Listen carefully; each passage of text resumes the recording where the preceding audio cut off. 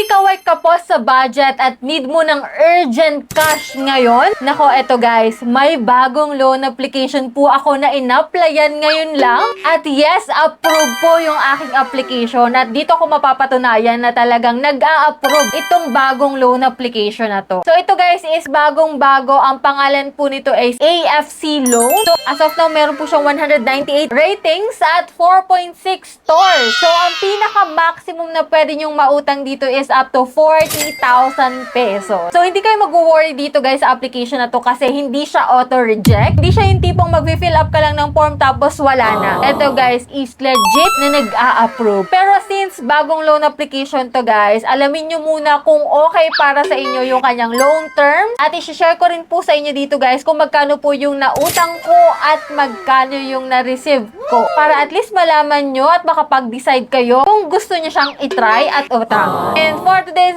video nga guys, every week po yung ating announcement ng ating Pagcash giveaway. Kaya kung gusto mong sumali dyan, just click the subscribe button, turn on the notification bell, and be updated lagi sa aking mga latest uploads. And for today's video nga po, itong si AFC Loan ng ating pag-uusapan. Ito nga po, makikita mo sa kanyang ads na 40,000 yung maximum loan amount up to 120 days daw po. So, isi-share ko po sa inyo mamaya kung talagang 120 days yan. And ito nga guys, flexible loan amount, safe and secure process, protect your privacy, and get cash now with AFC Loan. Yes po, get cash now talaga. Kung ngayon ka po nag-apply, ngayon mo rin po receive yung pera mo. Pero magkano? Eto na nga guys, in-applyan ko nga po tong si AFC Loan. So maglalagin ka using your active mobile number kung gusto mo siyang itry. And then may verification doon na isi-send. So click natin yung login. After nan, yan, 28,000. If ever na first timer ka, ganito pong loan amount yung pinakang maximum loan amount. Click ko po yung apply now and syempre mag-fill up ka dito ng iyong information. Ito po yung mga selected ID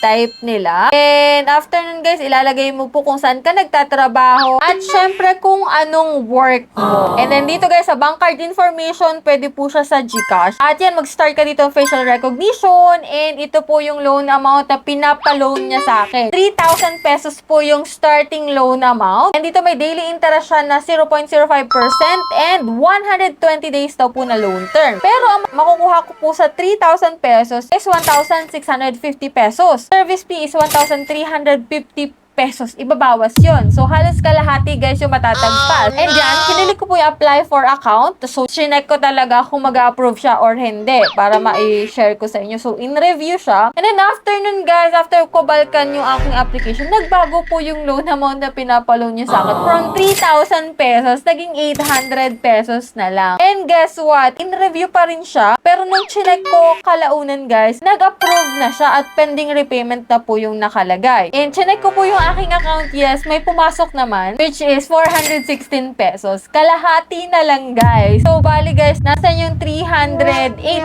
pesos. So, nung chinek ko po yung account ko, and din dito, guys, wala po nakalagay dito na interest, zero nakalagay, pero merong daily interest rate na 0.05%.